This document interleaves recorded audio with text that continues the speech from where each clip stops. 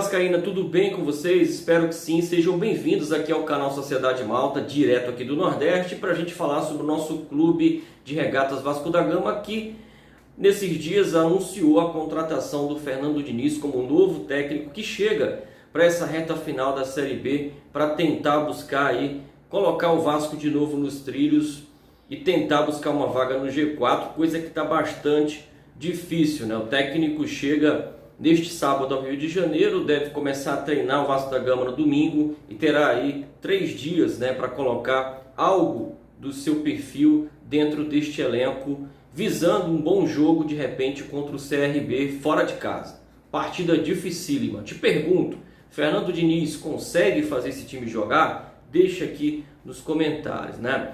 Bom, o técnico chega muito por conta da boa relação que tem com o diretor de futebol Alexandre Pássaro, que era diretor de futebol quando o Diniz chegou no São Paulo, né? A amizade entre os dois deve ter facilitado esse acerto que, para mim, né, vejo muita coragem do Fernando Diniz em aceitar um abacaxi desse tamanho, né? Porque por tudo que já aconteceu com esse departamento de futebol, a coisa desanda, mas numa velocidade absurda, né?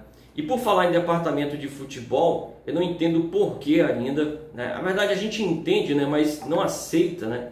Como as coisas no Vasco podem se dar de forma tão passiva para que o diretor de futebol ainda permaneça no cargo, né?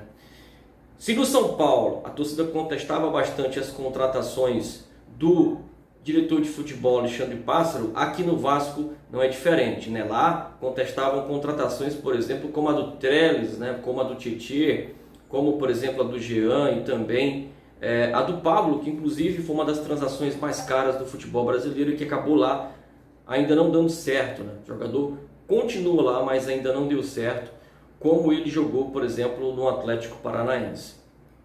Bom, mas voltando ao Vasco da Gama, a gente também já pode fazer contestações, né? Vanderlei e Zeca, que chegaram ali, né, como os menos, né, questionados pela torcida, hoje são peças criticadas, né? O Vanderlei por não conseguir, né, jogar bem com os pés e num esquema de futebol, por exemplo, que o Fernando Diniz gosta muito de usar, que é o toque de bola, o toque envolvente, né? Inclusive começando o toque de bola no sistema defensivo para atrair, né, o adversário e buscar um envolvimento em campo que possa abrir espaços, né, para o ataque. Vai ser difícil, né, realmente contar com o Vanderlei. O jogador vem falhando bastante nos últimos jogos e colocando realmente os nossos resultados, né, de bandeja para o adversário. O Zeca vem jogando mal, a gente tem visto ao longo dos últimos jogos, sem confiança, né?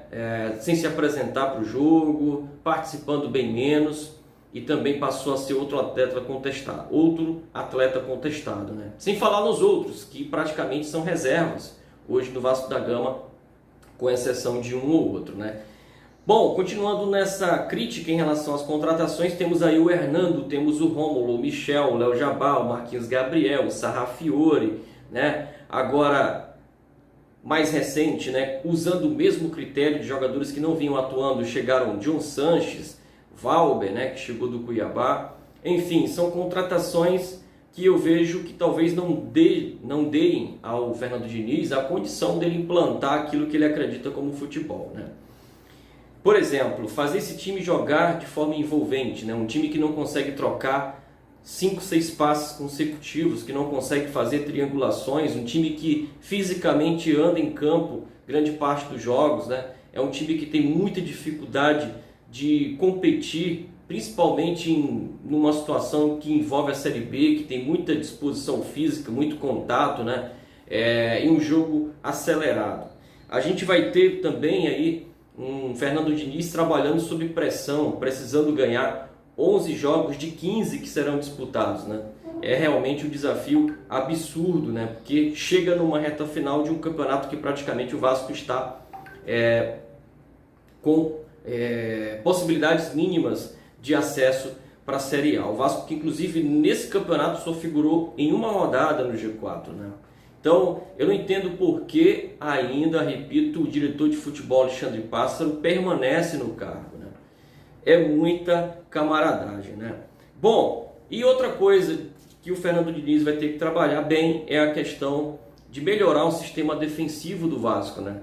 Aí moram dois desafios, né? Porque os times do Fernando Diniz quase sempre têm um sistema defensivo bem vazado, né? Para você ter uma ideia, o Santos, né, é um dos times que mais leva gols no campeonato, né? O time do Santos já tem aí mais de 25 gols tomados na competição, é a segunda maior média de gols sofridos do Campeonato Brasileiro da Série A.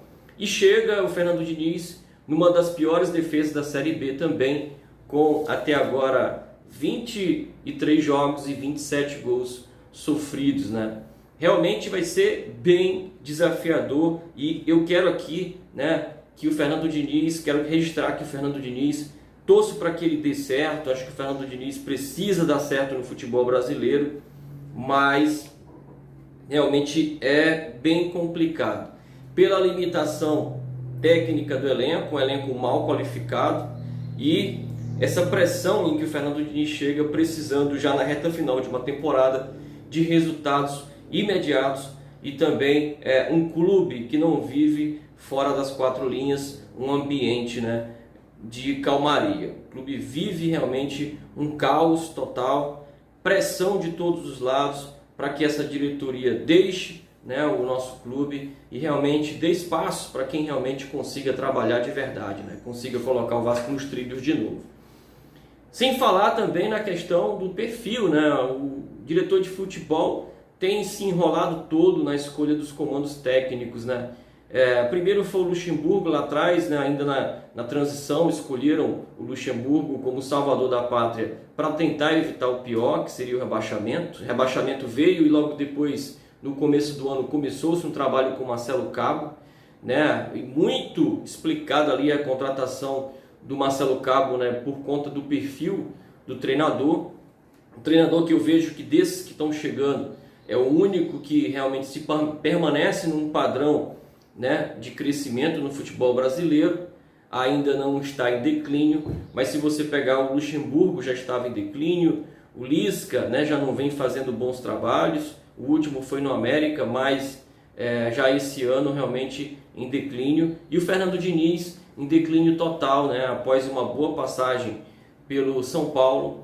O Fernando Diniz, com atritos e mais atritos lá dentro, acabou deixando o clube paulista e de lá então realmente não conseguiu fazer um bom trabalho no Santos. E ele também já tinha passado pelo Rio de Janeiro, começou até a fazer um bom trabalho no Fluminense, no Campeonato Carioca, mas já no Campeonato Brasileiro, onde o nível é um pouquinho mais elevado, o Fernando Diniz realmente não conseguiu, né, fazer o time do Rio, o time do Fluminense engrenar na principal competição do ano. Desafiador, meus amigos, desafiador, e eu espero realmente que o Fernando Diniz nos surpreenda, né? É isso que a gente espera, né? Mas o risco de dar errado é muito iminente, é muito grande.